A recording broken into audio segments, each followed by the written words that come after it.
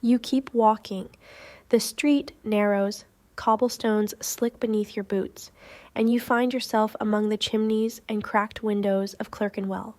The air smells of chimney smoke and cheap soap, and a puddle reflects the faint outline of a peeling poster, "Comply with the umbrella duty for the sake of order." You chuckle, because yes, that was often the justification, order. A kind of Victorian civic neatness, tidied up through taxes and tags. And while the umbrella tax never reached the bizarre glory of the window tax, where entire families bricked up their homes in protest, it had its own miniature resistance. You're walking through it now. A narrow alley off the main road leads to a courtyard, a modest market of stalls selling oddities. Pickled eels, boot polish, salvaged teacups, and of course umbrellas. All sorts. You pass a stall with the bold sign, "Rain defenses, no questions asked." The umbrellas here are eclectic. Some are clearly repurposed parasols. One looks suspiciously like an upside-down broom. None have tags. The seller, a wiry woman with a scarlet scarf and the sharp eyes of someone who's argued with every clerk on the Thames, offers you a wink. "Looking for something discreet?" she says, lifting a flap to reveal an umbrella with a hollow handle. Perfect for hiding receipts, or some say small bottles of gin. You politely decline. Your tagged umbrella isn't glamorous, but it's dependable. Still, you admire the defiance. Because yes, people resisted the tax. Not loudly, not with protest or banners, but with quiet inconvenience, with deliberate slowness at inspections, with stories, always stories of umbrellas that were gifts, or heirlooms, or discovered mysteriously on train benches. Anything to dodge the fee. Historians still argue whether this quiet civil disobedience actually undermined the umbrella tax. Some say compliance remained high. Others suggest the paperwork was so bloated and inconsistent that no one truly knew what was enforced. Like many Victorian laws, it may have relied more on the illusion of control than the reality of it. You exit the market and head toward the canal. On the towpath, a street performer is playing a slow tune on a glass harmonica, delicate music pulled from damp crystal in careful fingers. His umbrella, you note, is rigged on a harness so he can play hands-free. It twirls slightly in the wind. Oddly elegant. He hums between notes. Rain on, you government spy." You drop a coin in his case and he nods. "Umbrella tax," he mutters. "Best comedy act they ever wrote." You pass him and continue, boots clicking against stone, your umbrella tilted just enough to shield one ear from the drizzle. The thought lingers. Comedy. Because, yes, the entire premise of taxing personal rain shelters does have a Monty Python feel to it, though it predated Monty Python by well over a century. And yet, it worked. Sort of. The tax was paid. Not always cheerfully, but enough to keep it afloat. Enough to fund inspectors and tags and ledgers full of umbrella registries that now sit, mostly forgotten, in the archives of Westminster. There's even a story, perhaps apocryphal, perhaps not, of a man who carried 2 umbrellas, one tagged and one not. If asked, he would surrender the untagged one with a dramatic sigh, knowing full well he'd just saved the good one. Whether this happened once or 100 times, no one is sure, but the image endures. You pass a lamppost where someone has scratched wet as free into the paint with the tip of a boot buckle. It's already fading under the rain. Further along, you spot a familiar shape in the mist. The inspector again. He's talking to a pair of schoolboys, who hold between them an umbrella too large and too polished to be theirs. The inspector squints, suspicious. The boys argue. One claims it belongs to their father. The other claims it's a school project. You can't hear the rest. But you imagine the inspector sighs, writes something down, and lets them go. Everyone's tired by now. You veer off toward a bookshop tucked beside an old apothecary. Its windows are fogged, its door slightly ajar. Inside you find shelves of paperbacks, dusty volumes, and a tiny table of pamphlets titled "Little Known Taxes of London." You thumb through one and find a section on umbrellas. It lists in neat ink the year the tax was introduced, 1808, and the years it fluctuated, paused, resumed, then finally faded from practical memory. It notes the types of umbrellas taxed, the penalties for evasion, and even a short-lived clause about umbrella ownership exceeding 2 per household, something never enforced but printed nonetheless. One footnote stands out. It reads, in 1843, a clerk was dismissed for stamping his own initials on tax tags, rendering 76 umbrellas technically unregistered but stylishly monogrammed. You smile. It's easy to forget how human history is, how petty, playful, absurd. Back outside, the rain eases to a mist. The streets glisten, and your umbrella becomes more accessory than shield.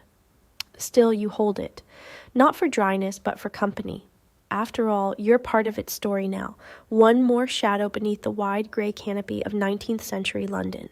You step into a narrow mews, and the rain has softened, no longer falling, but lingering. Gentle, quiet, ever-present. In front of you, two gentlemen share a handsome umbrella, its lacquered handle and gleaming tax disc like a badge of aristocracy. They glance your way, they laugh, possibly at you. Behind them, a young delivery boy trudges forward with a battered umbrella, snapped rib, no tag, a silent act of defiance. It dawns on you, umbrellas are not just shelter, they are signals, class identifiers, social declarations. While the wealthy could afford silk and brass, the poor made do with cracked wood and oilcloth. Some couldn't afford umbrellas at all. During the height of the umbrella tax, a decent one could cost 2 days' wages, and the tag itself another burden. Umbrellas were less about staying dry and more about staying seen. Fashion joined the theater. Umbrellas became refined objects, monogrammed silk, ivory grips shaped like animals, velvet-lined sleeves. Some were so luxurious you'd think they needed a bed of their own. And the cities followed. Wealthy neighborhoods had covered walkways and ornate arcades, dry by design. The poor had gutters, stairwells, and the long, soggy road. The public noticed. Satirical cartoons appeared. Rich men dry under labeled umbrellas, children drowning beside them. Pamphlets called the tax a roof over one's dignity. Umbrellas were mocked, hoarded, stolen, shared. Protesters scrawled notes. Artists drew tax collectors asleep under umbrellas made of banknotes. Subtlety, not required. And in working-class neighborhoods, resistance took the form of umbrella sharing. One family might share a single taxed umbrella, handed off in shifts like a sacred torch. Others pooled coins to afford one taxed model. Illegal but rarely checked. In tight alleys and damp stairwells, rain socialism took root. Meanwhile, out in the countryside, they laughed. "We've got hats," they'd say, or nothing at all. You get wet, you dry off, no tax necessary. In Parliament, umbrella use signaled allegiance. Conservatives preferred stout black umbrellas. Reformers chose fashionable, often French, designs, scandalous. The division extended even to opera etiquette. Wet umbrellas were frowned upon. Some hired valets to hold them between acts. A minor MP was once denied entry to a club for carrying an untagged umbrella. "You could be anyone," said the doorman, but the idea wasn't entirely British. You soon learned that umbrella taxation may have French roots, or at least inspiration.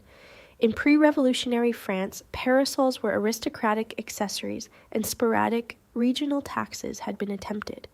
While France never formalized it nationally, British officials noticed and adapted aggressively. Ironically, some of Britain's finest umbrella makers were French immigrants, craftspeople who brought silk-stretching, whalebone ribbing, and lacquer work. They were annoyed, of course. They had come to build shelter, not fill out forms. Still, tax loopholes thrived, umbrella rentals appeared, dry clubs offered subscribers access to tagged umbrellas on demand, rain libraries for the cautious poor. Inspectors, overwhelmed and undermanned, gave up. One suffered a breakdown after failing to track 8 umbrellas and a teapot disguised as one. Part 4. Bureaucracy becomes a storm.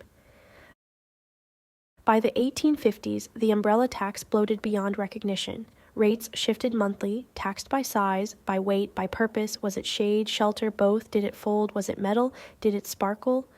One magistrate wept trying to read the updated legislation in court. The Office of Miscellaneous Articles, OMA, responsible for umbrellas, parasols, and undefined rain deflectors, became a bureaucratic labyrinth. Staff nicknamed it, "Oh My Agony." They filled mountains of paperwork while the skies kept falling. Smugglers adapted. Umbrellas came in coffins, orange crates, even hollowed-out piano legs. Some umbrellas were disguised as harp stands. One was found in a wig. And for every smuggler, a forger, tags etched from spoons, buttons, coins. You pass a man with one so polished it blinds you. The creativity, at least, was tax-free. The rain continues. You walk past windows glowing with warm light, past families huddled inside, past servants drying umbrellas in custom stands. You hear the slow, steady drip from bare tree limbs. Your umbrella absorbs the sound like a tired guardian. And you wonder, was this really about umbrellas? Or was it about control, about assigning price to protection? Was it about defining who gets to be dry and who must simply endure? Umbrellas are funny things. They resist. They flip in the wind. They jam when you're late. They poke strangers in the eye. They never quite behave. And that might be why we love them. In the end, the umbrella tax didn't just divide people by wealth, it mirrored society's worst habits: vanity, bureaucracy, inequality, and the occasional burst of beautiful resistance. Like the rain, the tax eventually passed, but for a while a simple umbrella held up a mirror to the whole absurd system, and that perhaps was its most honest use. You find yourself standing beneath a crooked lamppost reading a forgotten plaque, Umbrella Dispensary, 1873-1882. Yes. There was a time when the government handed out umbrellas, legally tagged, state-funded, and free to borrow during rain. It was an awkward attempt at fairness, more Victorian optimism than function. The motto, "By rain we serve." Charming, useless, the dispensaries struggled. People rarely returned the umbrellas. Others were embarrassed to carry government-issued beige canopies stamped with serial numbers like weather-bound inmates. The umbrellas were too big, too ugly, and far too public. Theft soared, mold won, public interest dwindled. By the 1880s, the program faded into memory, leaving behind broken ribs, forgotten crates, and a great deal of rain. You pass shuttered umbrella shops, places that once stitched silk, carved handles, engraved initials. Umbrellas weren't just tools, they were personal architecture. The right canopy could whisper your class, your politics, your taste, maybe even your secrets. But as the tax grew more tangled, enforcement grew lazier. Inspectors vanished, files piled up, citizens stopped caring, the system collapsed, not with a bang, but with paperwork fatigue. One inspector, reportedly the last, gave up when a woman replied to his fine with, "Love, it's raining."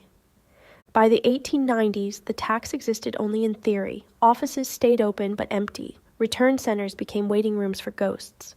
One newspaper finally sighed, "May the sky dry them both, tags and taxes." And so, like fog, it faded. In a quiet square stands a statue, not of a general, but of a man with an umbrella, Jonas Underhill, a haberdasher's apprentice who, through relentless letter writing, founded the Umbrella Reform League. His motto, "Let all walk dry." He wasn't angry, just persistent. He gave speeches, served tea, led a rain-drenched procession from the East End to Westminster. They arrived soaked but proud. Within a year, exemptions appeared, fines softened, inspectors retired, Parliament lost interest. Jonas Underhill returned to his shop and died quietly. But his statue remains, umbrella eternally open, scroll in hand, dignity intact. Part 4. Death by Bureaucracy. By 1891, the tax was all but dead. A quiet clause, buried among lines about poultry and perfume, began its dismantling. By 1901, a group of students threw it a mock funeral, umbrellas covered in paper flowers, a ceremonial burning of a tax certificate, one last toast, to dryness, decency, and the death of daft ideas. And that was that. The umbrella became just an umbrella again, not a statement, not a license, not a tool of class distinction, just something to keep the rain off your neck. You pause at a chalked message on the wall. Let them walk dry. Fading now. But once it meant something, and perhaps that's the point. This odd tale of rain, rebellion, and paperwork isn't really about umbrellas at all. It's about dignity, equity, the small absurdities people tolerate until they don't. And when they've had enough, they open their umbrellas and keep walking. With the collapse of the umbrella tax, a new culture emerged, equal parts vanity, art, and eccentricity. The rich began to style their umbrellas. Engraved handles, canopies stitched with monograms. Some matched their umbrellas to dogs. Others employed personal umbrella stylists who advised on posture and canopy to complexion contrast. Inventors joined in too, with umbrellas that brewed tea, folded into stools, or played music. Most failed. One frightened two horses and concussed its owner. Progress comes damply. And yet, the absurdity faded into affection. The umbrella was no longer a taxed item or a protest object. It became once again something simple, something yours. You walk past old relics, shuttered tag reclaim centers, yellowed tax posters, a muse wall graffitied with tagless since '82. You laugh softly. There's myth, too. Tales of a secret smuggling network called the Drizzlemen, whispering phrases like, "The clouds look expensive tonight." Fiction, probably, but charming. And a logbook found in Bath suggests maybe, not entirely, rain falls again, light, steady, familiar. Your umbrella opens with a shaft, and you keep walking. You pass the former UTC Umbrella Tag Compliance Office. It once handled appeals, fines, and umbrella-related disputes, some bordering on farce. An opera singer claimed hers was an emotional support canopy. A preacher argued parasol is religion. A man declared his umbrella a walking stick with benefits. The paperwork piled, inspectors dwindled. The system collapsed not in rebellion, but with a shrug. By the final day, one clerk simply left, with her own unregistered umbrella. That's how the silly things end, not with force, but with fatigue. You reach a pub, the drizzles end, inside warmth and wood smoke. Umbrellas drip respectfully in a brass tray.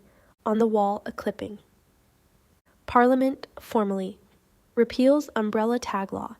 April 2nd, 1903. No parade, no anthem, just a line crossed out in a ledger. But across Britain, people celebrated quietly, burning old tags, wearing them as pendants, even baking umbrella-shaped shortbread. A cartoon from the week shows a man walking in the rain, arms out, umbrella-less, smiling. Caption, "Because I can." You sip something warm. Outside, the rain fogs the windows. History steeps slowly, like tea. You lift your umbrella and return to the street. Along the river, you cross a small stone bridge. The Bridge of Umbrellas, locals call it, unofficial but known. After repeal, people came here to leave old umbrellas in tribute, not abandoned, retired, a gentle protest in reverse. Some stood, some fluttered, some whispered when the wind blew. Tonight only one remains, red, looped carefully through the rail. You nod and walk on. You reflect on the earliest umbrellas brought from the East, once seen as strange and vain. Carriage drivers mocked early adopters with cries like, "Afraid of God's tears, are you?" That judgment, over time, crystallized into the tax itself. What began as class ridicule became policy, then protest, then parody, and eventually something softer, memory. From umbrella vending machines at Paddington to wartime lending campaigns like Dry Together, umbrellas have always been more than tools. They've been personal, communal, and a little bit ridiculous. And always comforting. You recall the children's play from 1937, Tag for a Rainy Day, about a talking umbrella named Percival. Its simple message, everyone deserves to stay dry. And then the umbrella games of 1851, unofficial, absurd, wonderful. Inventors presented umbrellas that folded themselves, brewed tea, or included timepieces. None truly lasted, but they made people smile. You pause under a gazebo, the world gone misty, and remember the last umbrella tag ever found in 1964 tucked into an old coat. The family framed it, labeled it, so it wouldn't be taxed again. That's history, not the wars, the umbrellas. You walk past a glowing cottage, a reader by the fire, a dog at their feet, an umbrella in a pot by the door. No tag, no law, just there. A bus stop bears graffiti, dry feet, free minds. You arrive at your last destination, Umbrella Museum, closed until further notice. In a dusty display case sits one umbrella, stitched, faded, real. Jonas Underhill's, still tagged, not a prop, not a symbol, just a man's umbrella. Resilient, quiet, honest,